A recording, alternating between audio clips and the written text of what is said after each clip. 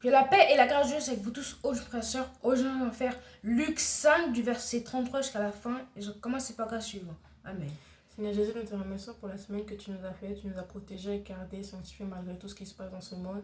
Seigneur, protège ceux qui sont en guerre, en génocide, en prison, ici dans nos maisons, dans les hôpitaux et partout dans le monde. Seigneur, nous savons que nous ne sommes pas les meilleurs pour toi, mais nous essayons de faire le maximum pour te servir dans ce monde. Au nom du Père, du Fils et du Saint-Esprit. Amen. Comme je dis, on va nous présenter faire Luc 5, du verset 33 jusqu'à la fin. Et nous allons commencer par grâce suivant. Amen. Ils lui dirent, les disciples de Jean, comme ceux des pharisiens, jeûnent fréquemment et font des prières, tandis que les tiens mangent et boivent. Il leur répondit, pouvez-vous faire jeûner les amis de l'époux pendant que l'époux est avec eux? Les jours viendront où les époux leur seront enlevés, alors ils jeûneront en ces jours-là.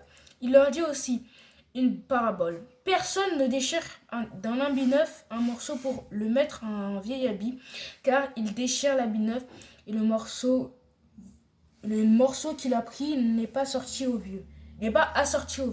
Et personne ne met du vin nouveau dans de vieilles outres, car le vin nouveau fait rompre les outres. Il se répand et les outres sont perdues. Mais il faut mettre le vin nouveau dans des outres neuves, et personne, après avoir bu du vin vieux, ne veut du vin nouveau, car dit le vieux est bon. Amen. Paragraphe suivant. Ils lui dirent, les disciples de Jean, comme ceux des pharisiens, jeûnent, fréquentent et font des prières, tandis que les tiens mangent et boivent. Il leur répondit, pouvez-vous faire jeûner les amis de l'époux pendant que l'époux est avec eux? Les jours viendront où l'époux sera enlevé, alors ils jeûneront ces jours-là. Il leur dit aussi une parabole. Personne ne déchire d'un habit neuf à un morceau pour le mettre avec un vieil habit, car il déchire l'habit neuf et le morceau qu'il a pris n'est pas sorti au vieux. Et personne ne met du vin nouveau dans les vieilles outres, car le vin nouveau fait rompre les outres et se répand. Et les outres sont perdues. Mais il faut mettre le vin nouveau dans les outres neuves. Et personne, après avoir vu du vin vieux, ne veut du nouveau, car il dit le vieux est bon. Amen. Paragraphe suivant. Comme on fait à chaque fois, c'est toujours très important de méditer la parole de Dieu pour savoir ce que Dieu nous dit et pour le pratiquer. Amen. Ils lui dirent, les disciples de Jean, comme ceux des pharisiens, jeûnent fréquemment et font des prières, tandis que les tiens mangent et boivent. Du coup, là, c'est les pharisiens qui parlent. Ils demandent à Jésus pourquoi ces disciples ne jeûnent pas ou ne font pas de prière, alors que leurs disciples jeûnent fréquemment, font des prières. Du coup, même ceux de Jean et leurs disciples, du coup, font des jeûnes. Et pourquoi les siens mangent et boivent au lieu de jeûner ou faire des prières? Il leur dit, pouvez-vous faire jeûner les amis de l'époux pendant que l'époux est avec eux? Du coup, il leur a dit, est-ce que vous pouvez faire en mode, les amis de l'époux peut jeûner pendant que l'époux est avec eux? Alors que si on voit bien, l'époux, c'est-à-dire qu'il est dans un mariage, qu'il se marie, c'est un moment de joie, de convivial, et que c'est mieux d'être dans la joie et tout que de faire un jeûne. Parce que quand on est en jeûne, c'est-à-dire qu'un moment où on est avec Dieu, on veut se retrouver avec Dieu, mais qu'on ne mange pas, qu'on ne dort pas, c'est-à-dire que des fois on peut être irrité parce qu'on ne mange pas et tout. Donc c'est pour ça que quand l'époux est là, ils ne vont pas manger, c'est après que l'époux n'est plus là avec eux, c'est là s'ils veulent jeûner, ils jeûnent. Ouais. Du coup, les jours viendront où l'époux le sera enlevé, alors ils jeûneront en ces jours-là. Un jour comme ça, l'époux leur sera enlevé, il devra partir avec sa femme du coup, et c'est à ce moment-là qu'ils pourront aller jeûner pour s'ils ont quelque chose à demander à Dieu, s'il y a quelque chose de triste qui est arrivé dans leur vie.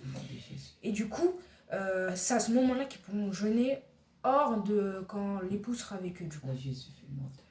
Voilà. Il leur dit aussi d'une parabole, personne ne déchire d'un habit neuf un morceau pour le mettre avec un vieux habit, car il déchire l'habit neuf et le morceau qu'il a pris n'est pas sorti au vieux.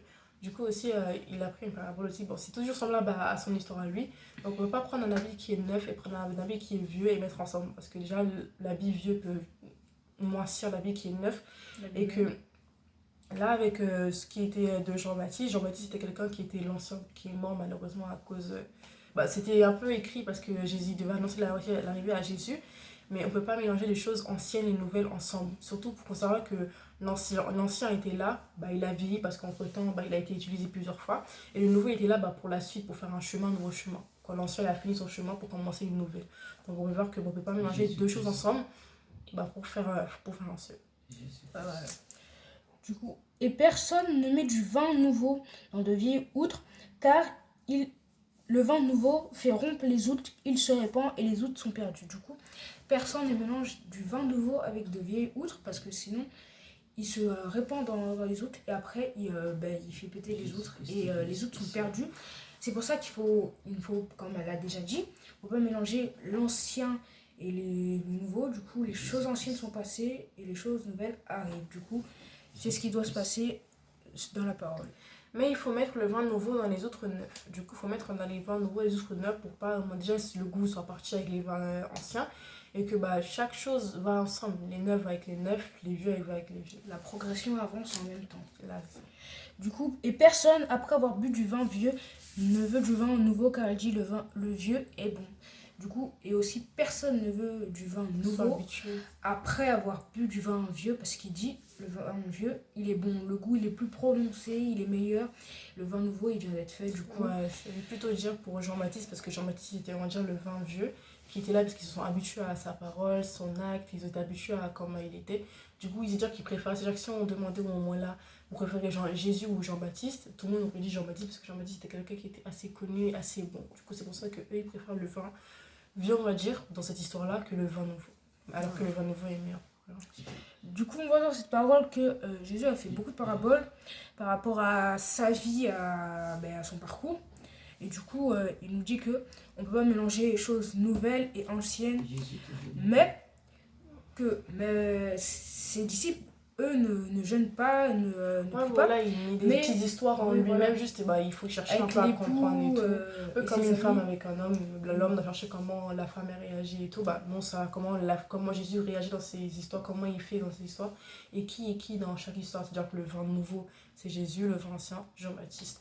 Le tissu nouveau, c'est Jésus, le tissu ancien, c'est Jean-Baptiste. L'époux, c'est Jésus, les amis de l'époux, c'est les disciples. Mais du coup, dans ces paroles, on ne présente pas une nouvelle personne qui va nous raconter une histoire ou qui aura une histoire derrière, mais il nous quand même donne des leçons de ceux qui sont toujours très importantes et qu'ils auraient dû garder en esprit, en tête les sacrificateurs et les scribes, mais malheureusement, ils n'avaient pas le Saint-Esprit en eux.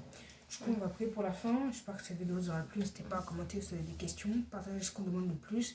Allez, abonnez-vous, likez, c'est pour nous soutenir. Amen.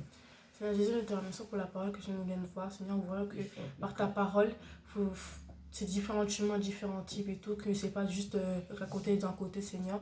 Nous voyons tout ça, nous te remercions, en fait qu'on peut voir aussi par rapport à tes paraboles, parce qu'ils sont un peu plus complexes, mais avec ta parole dans nos cœurs, tout est possible à celui qui croit, Seigneur. Nous te remercions du Père, Fils et Saint-Esprit. Amen. Amen. Que le Seigneur vous bénisse. Au revoir.